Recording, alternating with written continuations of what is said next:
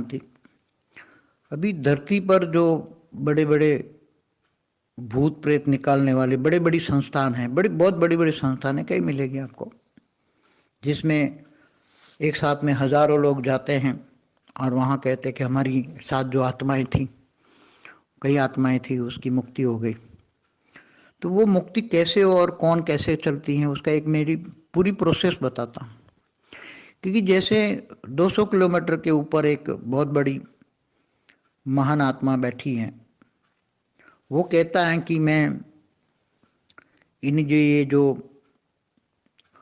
दुष्ट आत्मा है, जो दूसरों के मनुष्यों के शरीर में प्रवेश करके भोग भोगते हैं या परेशान करते हैं, मनुष्यों को परेशान करते हैं, ऐसी आत्माओं को मैं मुक्ति मिला दूं, मुक्ति दे दूं। तो उसकी पूरी प्रोसेस क्या होती है मैं जरा समझाऊं। कि जैसे कोई बहुत बड़ा संस्थान है जिसमें रोज हजार आत्माएं आती हैं, उसको होम हवन कराती हैं। तो वहाँ से जो आत्माएं, उनके साथ जो समझो किसी आत्मा के साथ, किसी मनुष्य के साथ 8-10 आत्मा हैं, उसके बॉडी के अंदर 8-10 आत्माएं, 15 आत्मा हैं। तो वो जब वो उस एरिया में जाती है तो वो एरिया सील होता है, उसके साथ हजारों आत्मा उस एरिया को, जो वो संस्थान का एरिया है, समझो कि 5 बीघे में है, 10 बीघा जमीन में है, तो वो चारों ओर से वो एरिया को चारों ओर से घेर के लाखों आत्माएं वो वहाँ घेर के, सूक्ष्म जगत की आत्माएं, लाखों आत्माएं वहाँ काम कर रही हैं। सूक्ष्म जगत की लाखों आत्मा वहाँ घेर के बैठी हैं। और जब ऐसी आत्माएं आती है तो उसमें से जितनी हो सके इतनी आत्माओं को तो एंट्री करते उसमें से निकाल देते हैं, खींच लेते हैं उसकी आत्मा को। फिर दोबारा जब ये यज्ञ हवन करती हैं या फिर मेन जो ओझा के सामने जाती हैं, तो वहाँ सारी आत्माओं को निकाल देते हैं, शरीर से निकाल देते हैं।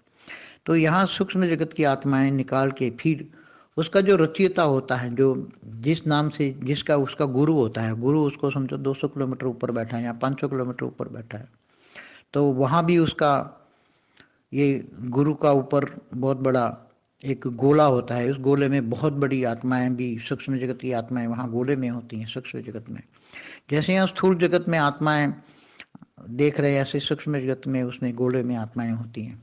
तो वो आत्माओं को पकड़ पकड़ के उसको एक बिंदी स्वरूप बना के उस गोले में वहाँ भेजा जाता है।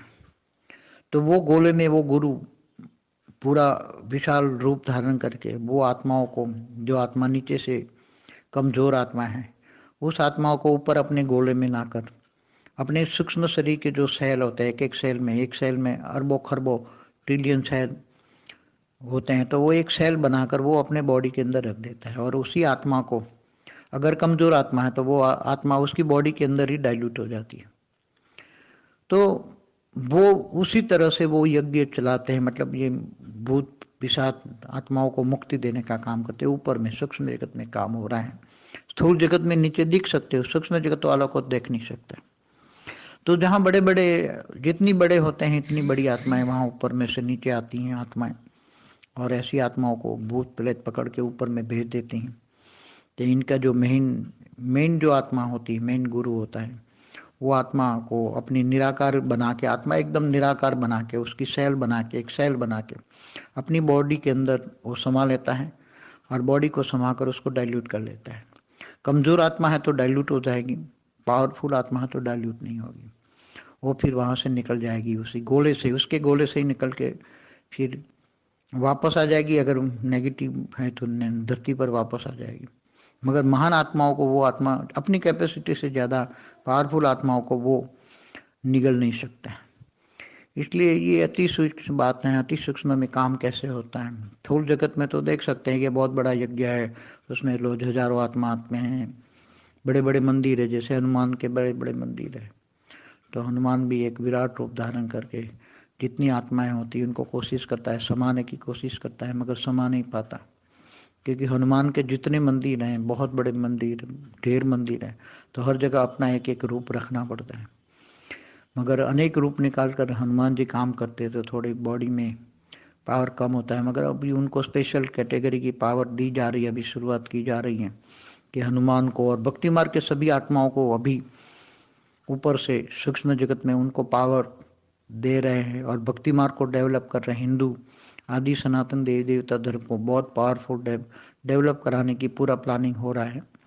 तो सूक्ष्म जगती जो भी आत्मा है, चाहे शंकर पार्वती हो, चाहे गणेश हो, कार्तिकेय हो, चाहे हनुमान जी हो, चाहे कृष्ण की भी आत्माएं अनेक रूप निकाल के वो अपना हर एक मंदिरों में रख रही हैं। और अभी इस सूक्ष्म जगत में हर जगह आदि सनातन देवी देवता धर्म को डेवलप करने का सूक्ष्म जगत में पूरा प्रोजेक्ट चल रहा है। बहुत जल्दी ही आदि सनातन देवी देवता धर्म के अंदर सभी दूसरे जो अलग अलग धर्म जो आए हैं वो सब ज्ञान के आगे सरेंडर होंगे और अंत में मुक्ति, जीवन मुक्ति का कार्य शुरू हो जाएगा। परम शांति।